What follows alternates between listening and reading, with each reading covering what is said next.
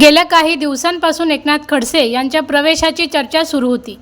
त्यानुसार एकनाथ खडसे यांचा भाजप प्रवेश निश्चित झाला आहे।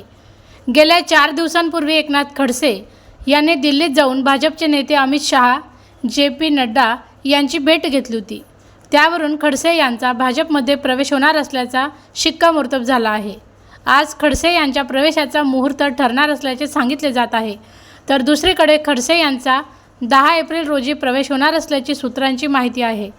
खडसे सध्या मुंबईत असल्याची माहिती असून दिल्लीत किंवा मुंबईत त्यांचा भाजपमध्ये प्रवेश होणार असल्याची माहिती आहे। खडसे यांच्या प्रवेशामुळे राजकीय वर्तुळात मोठी खळबळ माजली असून संपूर्ण राज्याचे लक्ष खडसे यांच्या भाजप प्रवेशाकडे लागले आहे।